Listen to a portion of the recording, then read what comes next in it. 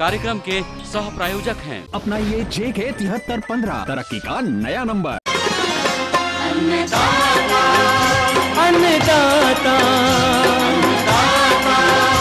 अन्नदाता, नीत तुम्हारा अन्नदाता, पग पग पर है संग तुम्हारे अन्नदाता, लहू किसानों का बन के पसीना सींचता है धरती का सीना, मेहनत का तेरी हक दिलवाने, नई तकनीक नई खोज बताने, पशुधन को गुणवान बनाना, पौध सुरक्षा को सिखलाना, खेती के सब गुर समझाने, भारत का सरताज बनाने, आठों पहर है संग तुम्हारे अन्नदाता, अन्नदाता। नमस्कार, मैं हूं आपके साथ अमिता सिन्हा और आप सभी दर्शकों का अन्नदाता कार्यक्रम में स्वागत करती हूं। हर रोज की तरह कार्यक्रम में हम लेकर आते हैं खेती बाड़ी से जुड़ी हुई बहुत सी लाभकारी जानकारियां। तो चलिए सबसे पहले देखते हैं क्या है विशेष आपके लिए आज के कार्यक्रम में।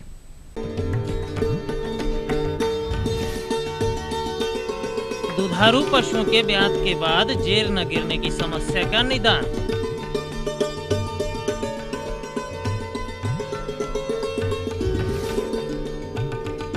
जौ की फसल में रस्ट और एस्मट रोग का नियंत्रण।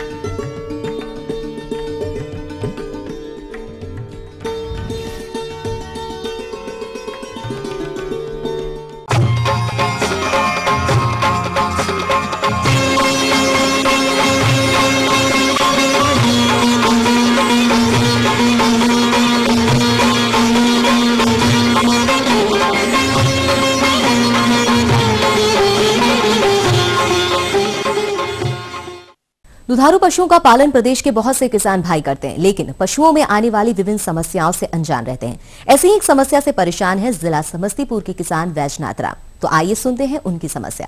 है कि बच्चा देने में कठिनाई होती है, कभी कभी जैसे बच्चा सही ढंग से देती है और जैसे कभी कभी जैसे बच्चा सही ढंग से नहीं देती है, और कभी कभी जड़ सुरक्षित गिर जाती है और कभी कभी जैसे सुरक्षित जड़ नहीं गिरती है। इसमें क्या प्रॉब्लम है सर, बताया जाए। अतः पशुपालक भाइयों, इस प्रकार की समस्या आपके पशुओं में भी आती होगी, तो क्या है इसका निदान और उपाय? तो जानकारी दे रहे हैं RAU पूसा के विषय विशेषज्ञ डॉक्टर प्रमोद। के लिए हम कुछ सावधानी बरते हैं, और स्पेशली जो अंतिम का महीना होता है, 9वां महीना, उस महीने में या भैंस है तो उसके 10वें महीने में उस समय कैल्शियम की कमी नहीं होने दें। उसके लिए उसको पर्याप्त हरा चारा दें, बैलेंस राशन दें, और कैल्शियम जरूरत पड़े तो बाजार में उपलब्ध है वो 100 ग्राम डेली से हिसाब से 1 लीटर उसको पिलाएं। फास्फोरस की कमी इम्बैलेंस होना भी एक प्रमुख कारण है, उसके लिए उसको सुबह शाम 1 किलो चोकर दें, खास करके लास्ट के अंतिम सप्ताह में जरूर दें। ऐसा करने से जड़ की समस्या कम हो जाएगी, जड़ नहीं निकलने की समस्या वो कम हो जाएगा। नॉर्मल केसेस में जड़ तुरंत निकल जाना चाहिए, जब नहीं निकलता है उसके लिए हाथ डालने की तुरंत जरूरत नहीं है। अगर 6 घंटे तक जड़ नहीं निकलता है तो दवा देंगे। दवा देने से पहले हम लोग एक्सपर्ट का सलाह लेंगे। इसके लिए बहुत सारा यूट्राइन टॉनिक बाजार में उपलब्ध है, जैसे यूट्रोफिट है, और भी बहुत सारे यूट्राइन टॉनिक उपलब्ध है। वो 1 लीटर का अगर दवा है यूट्राइन टॉनिक को 250-250 ml सुबह शाम करके पहले दिन ही दे दें, और बाकी का बचा हुआ उसको नेक्स्ट अगले 3 दिन में दें। उससे जड़ निकलने में सुविधा होता है। अगर तब भी जड़ नहीं निकलता हो तो उसको हाथ डाल के जड़ को निकालना पड़ेगा, लेकिन उससे इन्फेक्शन अंदर में बढ़ने का चांस है। तो उसके साथ कुछ एंटीबायोटिक्स गोलियां जो भी है, स्टिकलिन, फुरिया बोलस या क्लिनेक्स गोली है, उसके अंदर डालते हैं, उससे जड़ निकल जाता है। भी बहुत सारी दवाएं, इंजेक्टिबल दवा भी है जो बच्चा देने से 1 घंटा के पहले अगर देते हैं जड़ भी पूरी तरीके से निकल जाता है। जैसे नेक्स्ट गोली के इंजेक्शन है 5 ml का, वो लगाने से जड़ निकल जाता है और यूटेरस वापस अपने पोजीशन में बहुत जल्दी आ जाता है, ताकि दोबारा वो फिर से गर्म हो और कंसीव करें। जड़ नहीं निकलने से बहुत सारी समस्याएं हो सकती है। जैसे अगर आपको पता नहीं चला कि जड़ निकला या नहीं निकला, तो ऐसे कंडीशन में आप उसको चेक करवा लें। और अगर जड़ अंदर रह जाता है तो वो अंदर में सड़ेगा और यूटेरस के अंदर इन्फेक्शन कॉज करेगा, उससे अंदर मवाद पस बन जाएगा, धीरे धीरे फिर दूध भी सूख जाएगा। इसका एक प्रमुख कारण है यूटेरस में इन्फेक्शन। इससे बचने के लिए आप उसका पूरी तरीके से इलाज करवाएं और वो पूर्णतः स्वस्थ हो जाता है इलाज के बाद। 6 घंटा तक अगर जड़ नहीं गिरता है कोई परेशानी की बात नहीं है, लेकिन 6 घंटे के बाद भी अगर जड़ अपने आप नहीं गिरता है तो ये परेशानी का कारण है। ऐसा होने पे बच्चा देने के तुरंत बाद उसको पानी गर्म करके उसको वापस ठंडा करेंगे और उसमें हल्का नमक मिला करके या मीठा या चीनी कुछ भी ग्लूकोज मिला के उसको देंगे। उससे अंदर इंटेस्टाइन का प्रेशर बढ़ेगा तो जड़ निकलने में सुविधा होता है। जब बच्चा डेवलप होते रहता है गर्भ के अंदर में तो वो एक पाउच, एक थैला के अंदर में डेवलप होता है, तो एक्स्ट्रा एम्ब्रियोनिक मेम्ब्रेन बोलते हैं। और वो थैला यूटेरस में अटैच रहता है प्लासेंटा के माध्यम से। जब बच्चा जन्म लेता है तो बच्चे के साथ साथ उस पूरे एक्स्ट्रा एम्ब्रियोनिक मेम्ब्रेन को बाहर निकल जाना चाहिए, तभी यूटेरस स्वस्थ रहेगा और फिर दोबारा से वो हिट में आएगी और कंसीव करेगी। नॉर्मली बच्चा देने से 4 से 6 घंटा के बीच में जड़ निकल जाना चाहिए। कई बार वो साथ में ही निकल जाता है, लेकिन कई बार इंजुरी होने की वजह से अंदर में ही जो एक्स्ट्रा एम्ब्रियोनिक मेम्ब्रेन होता है वो फट जाता है और वो नहीं निकल पाता है। तो नॉर्मल भी डिलीवरी अगर हो रहा हो, बच्चा दे रहा हो, तो जड़ निकले या ना निकले, गाय को तुरंत हल्का सुसुम पानी करके हल्का गर्म करके उसको ठंडा कर लें और उसको पिलाएं और उसको कुछ खाने के लिए दें बच्चा देने के तुरंत बाद, तो जड़ निकलने में उससे सुविधा होता है। लेकिन जरूरी है कि ऐसा कंडीशन नहीं आए, उसके लिए पहले हमको समझना होगा कि ऐसा होता क्यों है। जड़ नहीं निकलने का प्रमुख वजह है न्यूट्रिशनल डिफिशियंसी, कैल्शियम की कमी या हार्मोनल डिस्टर्बेंस, एंडोक्राइन डिस्टर्बेंस इसका प्रमुख कारण है। कई बार बच्चा उल्टा होता है या फिर सही पोजीशन में नहीं होता है तो उसको खींच कर सीधा किया जाता है और खींच कर निकाला जाता है, उससे इंजरी होता है, उसमें काफ़ी कट जाता है अंदर में। और ये एक मेन कारण है जड़ पूरी तरह से नहीं निकलने का। या कई बार टर्म 9 महीना 7 दिन जो 8 दिन टाइम होता है वो समय पूरा होने के पहले जब बच्चा दे दिया तब भी वैसे स्थिति में भी जड़ नहीं निकल पाता है। या फिर जुड़वा बच्चा पैदा हो तो उस समय भी जड़ निकलने में समस्या आता है। तो सबसे पहले हम उसको कैल्शियम की पूरी मात्रा दें बच्चा देने से पहले, खास करके लास्ट महीने में, 9वें महीने में उसको हम कैल्शियम फीड करें, ऊपर से दें और हरा चारा उसको पर्याप्त मात्रा में दें जिससे उसको कैल्शियम मिलते रहे।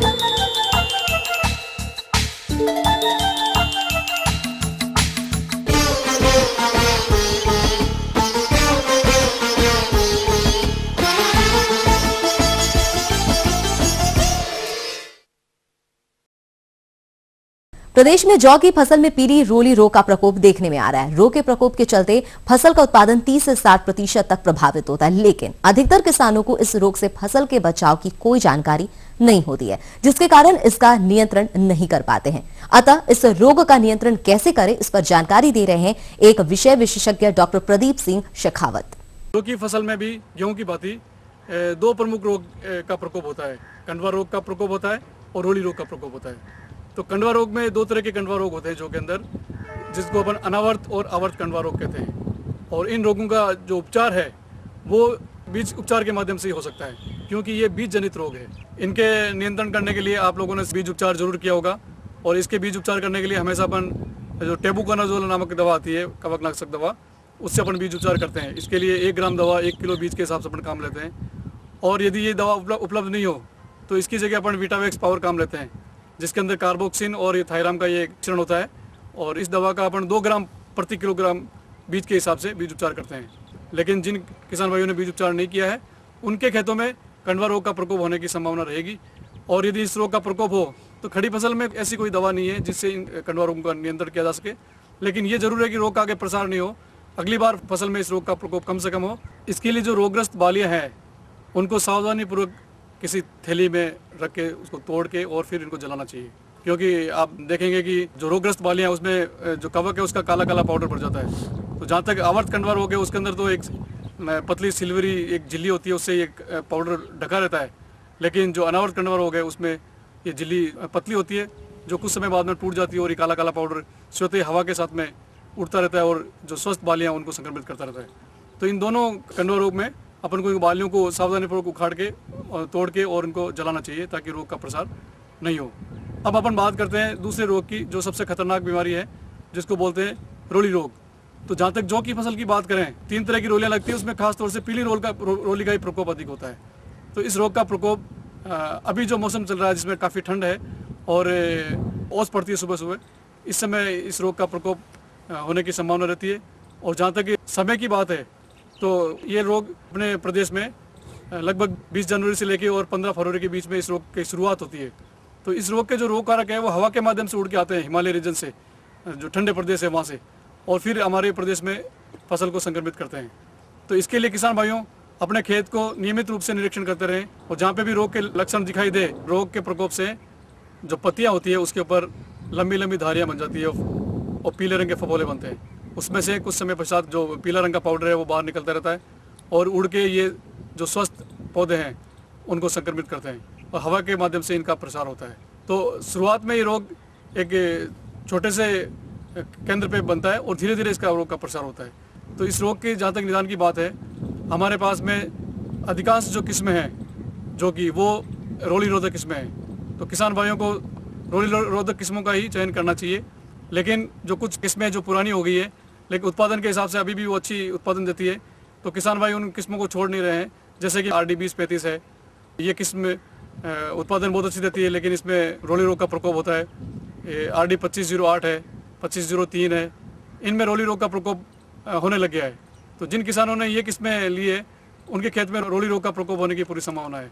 तो खड़ी फसल में इस रोग का नियंत्रण कैसे करें, इसके लिए जो ही रोग के लक्षण दिखाई दे उस समय अपन को बेलेटोन नामक जो कवकनाशक दवा आती है उसकी आधा ग्राम 1 लीटर पानी के हिसाब से घोल बना के छिड़काव करना है।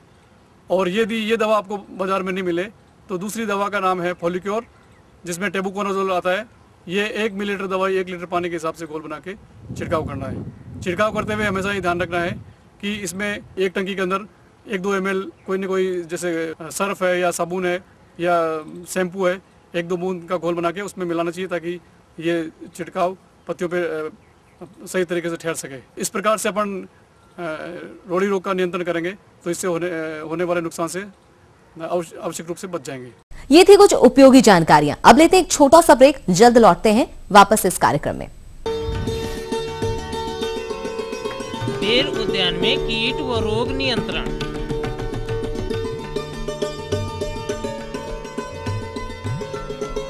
प्रणाम बाबा जी। बोल वत्स, क्या चाहिए तुझे? बंगला, नौकर, मोटर कार, बेटी के लिए राजकुमार, बीवी के लिए हीरो का हार और सारी 1000 स्विट्जरलैंड की सैर, चांदी की चेयर, गाड़ी जैसी गाड़ी, चादर की छड़ी। ये क्या वत्स, जिंदगी से इतनी चाहत सिर्फ 101 से काम नहीं बनेगा। तुझे चाहिए 7315। 7315? भिंडी की उत्तम फसल के लिए अपनाइए JK 7315, तरक्की का नया नंबर। ये नहीं है कोई परियों की दास्तां, ना ही सास बहू की है ये कहानी। ये दास्तां है सच्ची वारदातों की, दिल दहला देने वाले अपराधों की। करेंगे हम पर्दाफाश ऐसे वाकयात का, दास्ताने जुर्म।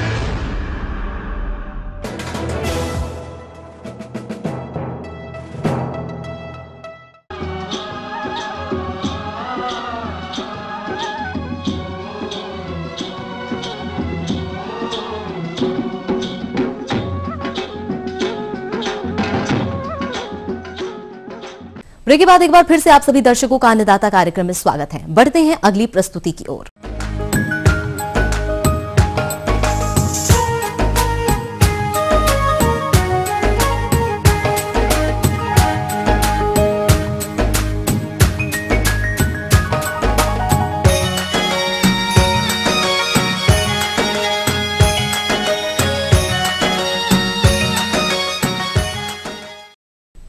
बेर के बागों में इस समय मटर आकार के फल लगे हैं और इस अवस्था पर फल मक्खी का प्रकोप लगभग हर बागों में देखा जाता है, जो फलों की गुणवत्ता को एकदम खराब कर देता है और ऐसे में कीटग्रस्त फलों को बाजार में कोई नहीं खरीद। इसलिए बेर उत्पादक किसान भाइयों, आप इस कीट का कम लागत में नियंत्रण कैसे करें, इस संदर्भ में जानकारी दे रहे हैं विषय विशेषज्ञ परवेज खान।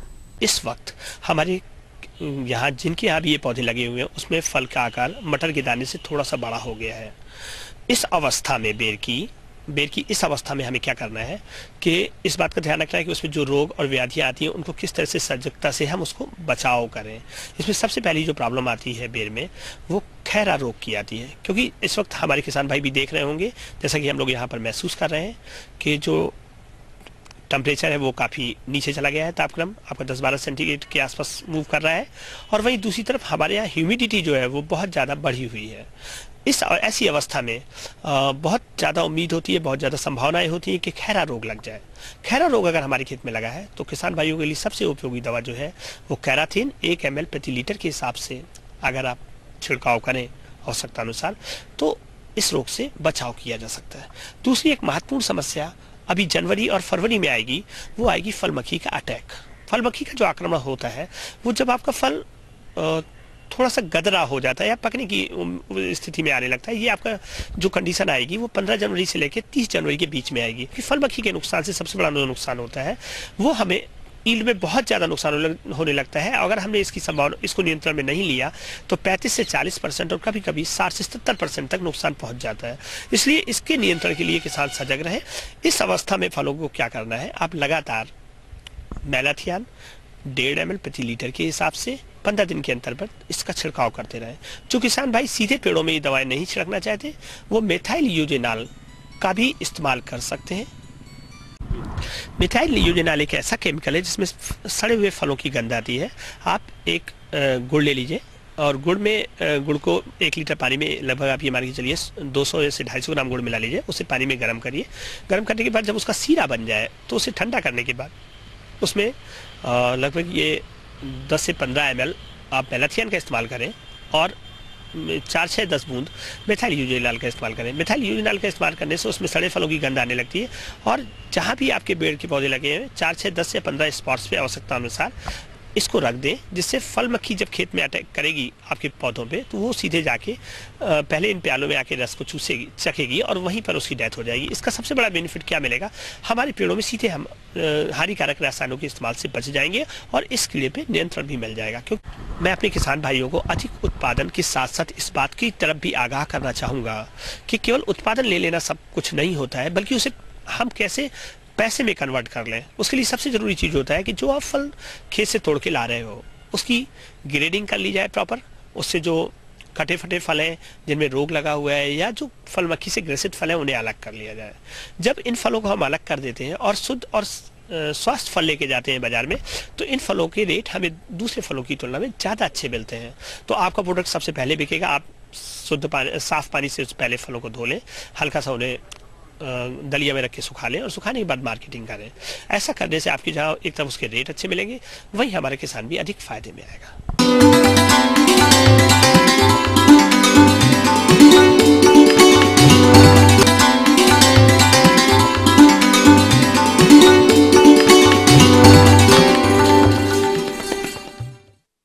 अन्नदाता हेल्पलाइन निःशुल्क फोन संपर्क सेवा के माध्यम से आपके द्वारा पूछे गए प्रश्नों में से 1 या 2 महत्वपूर्ण प्रश्नों को हम अपने कार्यक्रम में शामिल करते हैं और इसी के तहत आज का चयनित प्रश्न और उसका जवाब इस प्रकार है। जिला रांची की कृषिकार रजनी कुमारी, आप अन्नदाता निःशुल्क फोन संपर्क सेवा के माध्यम से पलाश वृक्षों पर कुसमी लाख को कीट व रोगों से बचाने के बारे में संपूर्ण जानकारी चाहती हैं। तो रजनी कुमारी जी, आपकी जानकारी हेतु प्रस्तुत है कार्यक्रम का यह अंश। आपने अक्टूबर के महीना पर अपने पलाश के पेड़ पर रंगीनी लाख का खेती किया है, रंगीनी लाख का बिहन चढ़ाया है। अभी आपका कीड़ा का उम्र जो है, आयु जो है करीब 2 महीना होने जा रहा है। इस बीच आपने पहला छिड़काव जो हम लोग का रिकमेंडेशन है कि 30 दिन के बाद कर देना चाहिए, वो कर लिया होगा। अब दूसरा छिड़काव का बारी आ रहा है। अभी देख रहे हैं कि मौसम में बहुत सा ही परिवर्तन हो रहा है। कभी कभी बादल हो जा रहा है, कभी कभी कुहासा गिर रहा है, कभी कभी ठंड प्रचंड रूप से बढ़ रही है। तो इन दिनों में हमारा लाख का कीट जो है एक तरह से देखा जाए तो बहुत ही धीमा अवस्था में है, सुप्ता अवस्था में है। और वो जो है जैसे माइनस में अगर टेम्परेचर 8 डिग्री से मिनिमम टेम्परेचर नीचे चलने जाता है तो लाख का कीड़ा खाना पीना थोड़ा कम कर देता है। और इस दौरान अगर कुहासा का प्रकोप हो गया, ठंड अगर कड़ाके की पड़ने लगी और अगर कहीं पानी हो गया तो ये हमारे लाख के कीट पर बहुत ही विपरीत असर डालता है और लाख का कीड़ा का फर्स्ट या सेकंड मोल्ट में ही ज़्यादा से ज़्यादा नुकसान हो जाता है, हमारे कीड़े मर जाते हैं। तो इन सब से बचाने के लिए अभी हम लोग ने देखा कि हम अपने लाख लगे पौधे पर जहाँ जहाँ पर लाख का कीड़ा हमारा बैठा हुआ है उन टहनी पर अगर हम एक दवा है पिप्रोनिल 5% SC, इसका 1.5 ml दवा 1 लीटर पानी में और उसके साथ में हम बेवेस्टीन मिलाते हैं, क्योंकि कुहासा से रोकने के लिए बेवेस्टीन जो है फफूंद से बचाने के लिए बेवेस्टीन सबसे कारगर उपाय है।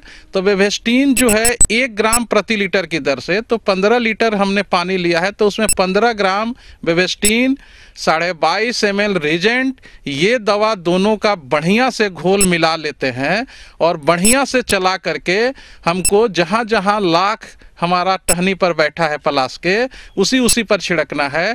पलाश के पत्तों पर और दूसरे डंटियों पर नहीं छिड़कना है और हमें केवल फुहारा के रूप में धीरे धीरे फॉगिंग फुहारा के रूप में हमें दवा का छिड़काव करना है और फिर यहाँ एक पेड़ हो जाता है तो फिर दूसरे पेड़ पर चला जाना है। तो हमें बीच बीच में हर 15 दिन के अंतराल में जाड़ा में अगर मौसम विपरीत होने लगे, मौसम में ज़्यादा ठंडक, बारिश या कोई भी विपरीत परिस्थिति अगर आने लगे तो हमें हर 15 दिन के इंटरवल पर बेवेस्टीन का, केवल बेवेस्टीन 15 दिन के इंटरवल पर 1 ग्राम प्रति लीटर के दर से घोल बना करके छिड़काव कर देना चाहिए। इससे हमारे लाख में किसी भी प्रकार का फफूंद का प्रकोप नहीं होगा, कुहासा से हमारा लाख बच जाएगा और शत्रु कीट से बचाने के लिए हमने रिजेंट का छिड़काव तो कर ही दिया है। इससे हमारा शत्रु कीट से और फफूंद से इससे बचाव हो जाएगा। तो गारंटी है कि आने वाला समय में जब गर्मी बढ़ेगा 26 जनवरी के बाद फरवरी में, तो उस समय फिर हमारा कीड़ा जो है 3rd मोल्ट हो जाएगा और उस समय उससे नर कीट निकलेंगे और वो पूरे लाख के पेड़ पर जितने मादाएं हैं उसको निषेचन करके फर्टिलाइज करेंगे और फिर हमारा नर कीड़ा खत्म हो जाता है। ये प्रक्रिया 2 से 3 दिन चलता है। तो जिस दिन हमने लाख का बीहन अपने पेड़ पर चढ़ाया है वो तारीख नोट कर लें और उसके 105 दिन के बाद हम देखते हैं कि हमारा लाख के पेड़ पर जहाँ जहाँ पलाश के पेड़ है उस पर जो है नर कीड़ा चल रहा है, तो उस दौरान हमें छिड़काव नहीं करना है। तो किसान भाइयों से मेरा यही अनुरोध होगा कि हम पहला दवा का छिड़काव जो 30 दिन में देते हैं, दूसरा दवा का छिड़काव भी हमें 60 दिन के बाद दे देना चाहिए और तीसरा दवा का छिड़काव या तो 105 दिन से पहले दें या 125 दिन के बाद दें।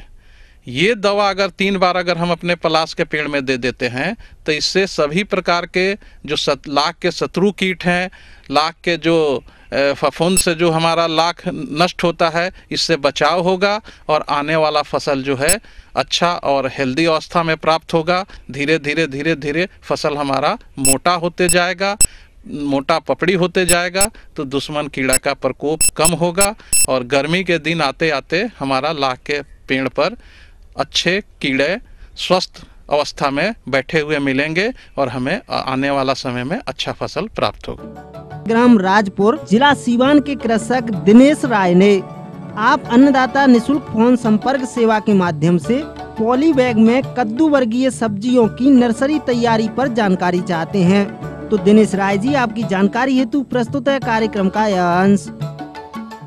अभी इस समय हमारे खेतों में रबी की फसलों की बुआई की हुई होती है, खेत खाली नहीं होते और वातावरण में तापमान नीचे होने के कारण से इन फसलों की बुआई हम बाहर नहीं कर सकते हैं।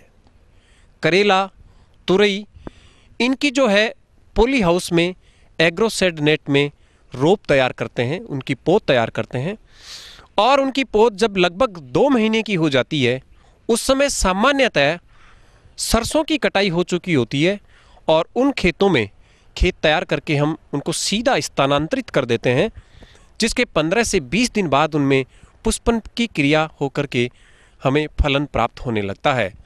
तो करीबन 20 से 25 दिन का बाजार भाव हम बहुत अच्छा प्राप्त कर सकते हैं। इनकी नर्सरी तैयार करने के लिए किसान भाइयों सबसे पहले हम एक मीडिया तैयार करते हैं, माध्यम तैयार करते हैं, जिसमें हम पौधों की रुपाई करेंगे, बीज लगाएंगे और ये जो मीडिया है इसमें एक भाग अच्छी प्रकार से सड़ी हुई गोबर की खाद का होना चाहिए, दूसरा भाग जो है वो तालाब की मिट्टी, एक भाग बालू मिट्टी का और एक भाग हमारे सामान्य खेत की मिट्टी। इन चारों भागों को आप मिक्स करके पॉलीथीन की थैलियों में, छोटी थैलियाँ जो आए उनमें, और इसमें एक विशेष बात ये ध्यान में रखनी होती है कि थैलियों का नीचे का हिस्सा जो है हम पहले ही काट देते हैं, उसको हम खुला रखते हैं और इस प्रकार से क्यारी में स्थापित करते हैं उन थैलियों को कि मीडिया आसानी से भरा जा सके। क्योंकि इस बात का आप ध्यान रखिए कि पौधे को स्थानांतरित करते समय इन पौधों की जड़ें में किसी भी प्रकार की टूट फूट होती है तो वो स्थानांतरित के समय मर जाते हैं या उनकी मोर्टेलिटी रेट ज़्यादा हो जाती है। काले रंग की थैलियाँ जो 12x4 इंच की जो आती है छोटी थैलियाँ, उनका नीचे के हिस्से में कट लगा दे और एक थैली में करीबन 16 से लेकर के 20 तक, ये थैली जो मेरे हाथ में दिखाई दे रही हैं आपको, इसमें यहाँ पे छोटे छोटे छेद कर देंगे, जिससे ये होगा कि जो अतिरिक्त पानी हम देंगे वो इससे बाहर निकल जाएगा। दूसरा, इनके पेंदे में एक बड़ा छेद रखेंगे ताकि स्थानांतरण के समय हमें किसी भी प्रकार से इस थैली को छेड़ना नहीं पड़े, इस थैली को डिस्टर्ब नहीं करें। क्योंकि इस कुल की सब्जियों की एक बहुत बड़ी समस्या ये होती है कि अगर हम लगाते समय जड़ों में किसी भी प्रकार का कटपट आ जाता है या टूट जाती है तो एक रासायनिक स्रावित होता है जो पौधे को ख़त्म कर देता है। इस प्रकार की थैलियाँ भरने के बाद पहले हम उनमें अच्छे से पानी देंगे।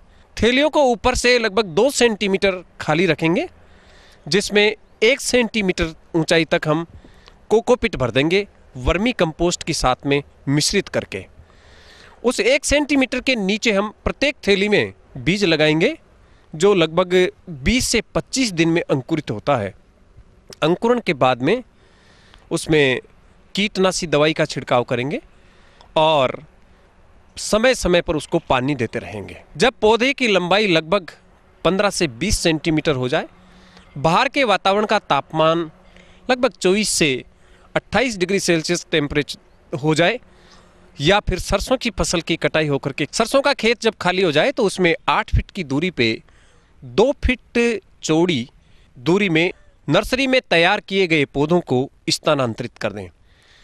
स्थानांतरित करते समय विशेष रूप से ध्यान रखने की बात यह होती है कि उनकी जड़ों को किसी भी प्रकार से नुकसान नहीं हो।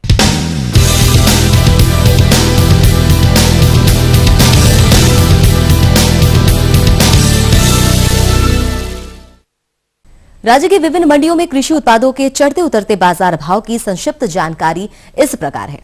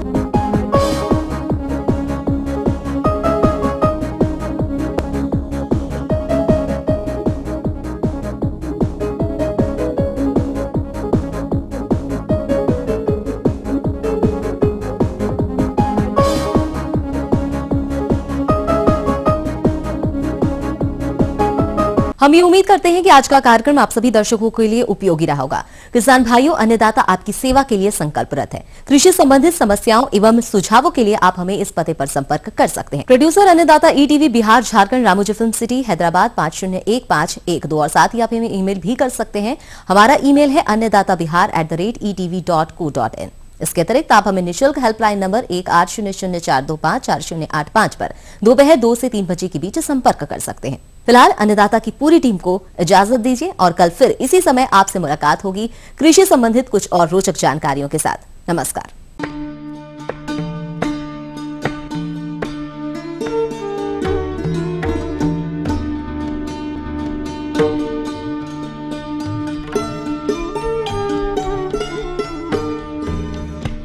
कार्यक्रम के सह प्रायोजक थे। अपनाइए JK 7315 तरक्की का नया नंबर।